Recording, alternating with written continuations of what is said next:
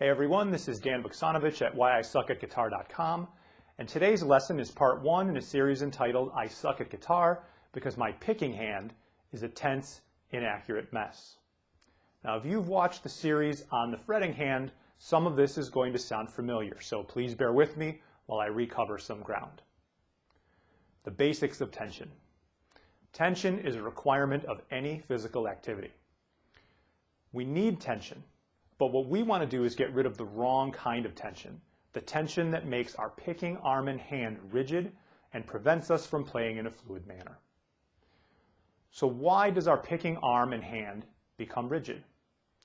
The root cause of a rigid picking arm and hand is uncoordinated use of our muscles. Rigidity happens when muscles work against each other. We fix it by doing a thorough examination of how we're using our muscles, diving deeper into the root cause, so in other words, what movements and what joints specifically are causing the problem, and by taking a slow, rational approach to retraining our muscles. We also need to challenge assumptions. If you've been playing with tons of tension in your picking arm and hand for years, this is going to feel different, and that's okay. Different doesn't mean it should hurt. This lesson is not about using force to get your muscles to do things they don't want to do. This is about increasing coordination. Picking notes should feel easy. So let me give you some examples of what I came up with when I dove deeper into the root causes of my own picking arm and hand rigidity. I had three main problem areas. The first one wasn't my picking hand, it was my fretting hand. Tension in my fretting hand, or the formation of the claw, if you've watched those lessons, sympathetically seeped into my picking hand and was causing me problems. So I fixed my fretting hand first. My picking hand instantly got better, although I still had some work to do. So your mileage may vary with this one. Whichever hand you want to start with is fine. Just try and figure out which one affects the other one more. I was holding the pick too tightly, and this is something that we'll talk about a little bit later on in the lesson, but if you hold the pick too tightly, you will lock up your wrist, your elbow, and possibly even your shoulder. Finally, I tried to build speed before I was ready. We're also going to talk about this in a little bit, but the bottom line is that if you try to build speed before you are comfortable, you are going to force your muscles to work against each other, which is pretty much the definition of muscle rigidity. Now, before we even play a note, we need to think a little bit about the grip that we have on the pick. We need to consider two things. Number one, our grip needs to be firm enough so that the pick is not going to fall out of our fingers. But we also need to make sure that we're not holding onto the pick so tightly that we're locking up the rest of our arm and hand. Now, holding onto the pick too tightly, I believe, is a more common problem than holding onto the pick not tightly enough. So here's some tests that you can do to make sure that you're not locking up your arm and hand. First, can I move the fingers that are holding onto the pick? Once again, if you can move, it means you're not rigid. That's why we're doing this. Can I move the fingers that are not holding onto the pick? Can I move my wrist? Can I rotate my forearm? Can I move my forearm back and forth? Can I move at the shoulder?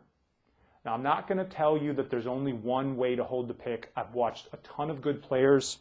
Most of them hold the pick differently. Some of them drastically differently. So as long as you're making sure of these two things, A, you're not going to drop it.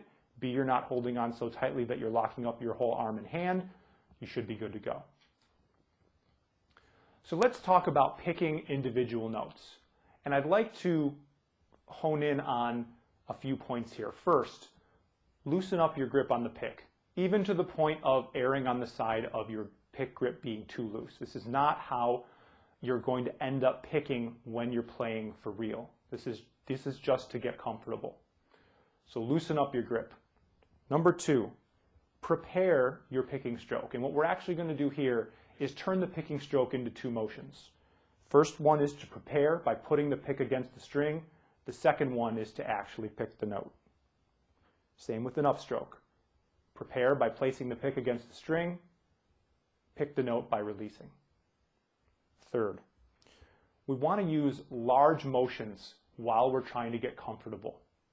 Large motions will keep us loose. So instead of potentially over-controlling by trying to have tiny, tiny little motions when we're picking our strings, we want to get comfortable by having big follow-throughs.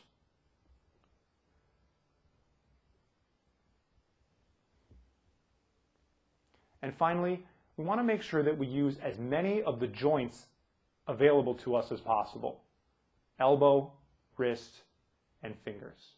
The more of these joints that you can use while you're picking, the more you will ensure that you're not locking up any of those joints. Once again, remember, this is not going to end up being the way that you pick. These are diagnostic tests. Last thing to consider when we talk about picking individual notes, and that is, with picking, the tension comes before you pick the note. The stroke itself is actually a release of tension. So if you pick and you're tense out here, that's something you need to look at, because being tense out here does you no good. You've already exerted the tension that you need to exert. Now you've got to focus on releasing it. So let's talk about alternate picking. The big thing with alternate picking is that you need to finish one motion before starting another. So you need to finish your downstroke before you start the upstroke. Otherwise, you are by definition forcing your muscles to work against each other. If I'm still in my downstroke and I've already started my upstroke, try it. You will automatically feel your arm start to tense up. So much the way in the fretting hand lessons we focused on releasing notes, we're also going to focus on releasing and finishing a motion, either down or upstroke, before we start that next one. Second, when you're alternate picking, continue to prepare your picking strokes and turn each stroke into two motions. Place, release. Place, release. Finally, string crossing. Getting from string to string with your picking hand. There are two ways of getting from string to string with alternate picking. The first is outside picking. Second is inside picking. With outside picking, for example, we'll have a downstroke on the D string and maybe an upstroke on the G string. So in other words, we're picking the outside of the two strings. For inside picking, it's the exact opposite. Maybe we'll have an upstroke on the D string and then a downstroke on the G string.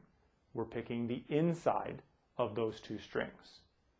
Now the thing we have to remember here is that to get from string to string, especially if we're doing runs that are covering a number of strings, we're going to need to use our elbow, our shoulder, or a combination of both to get from string to string.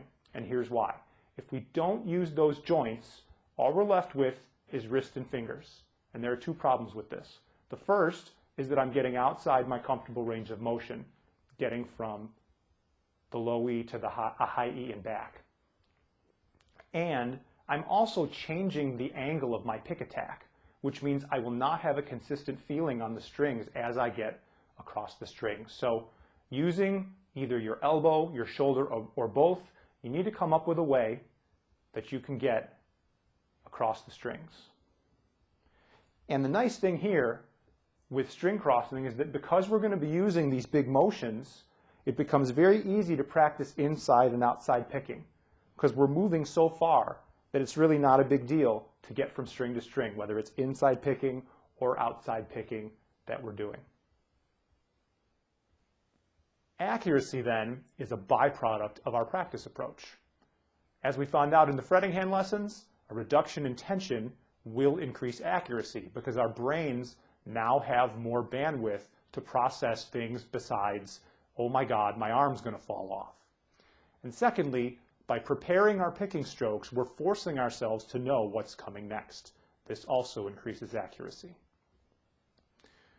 Your homework is to examine your muscles as you pick individual notes, as you alternate pick, and as you cross strings.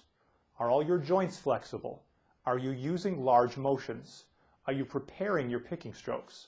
Are you finishing one motion before starting the next one? Focus on picking as a release of tension, not a buildup of tension. Remember, the tension comes before you pick the note, not after. What are the specific joints and motions that you need to focus on the most? Figure that out, and you'll be a good way towards a solution. Finally, incorporate a focus on reducing unnecessary tension into your practice routine. If you've built up bad habits over time, this is not something you're going to be able to work out in just one practice session. You need to commit to it, but I promise you the results are fantastic. In conclusion, I hope that I've already converted you to the belief that fast is slow and slow is fast, but if I haven't, I'll say it again. Fast is slow and slow is fast. The more you try to rush, the more you're going to slow yourself down. Take your time and enjoy getting better. Thanks for watching, and I'll see you next time at whysuckatguitar.com.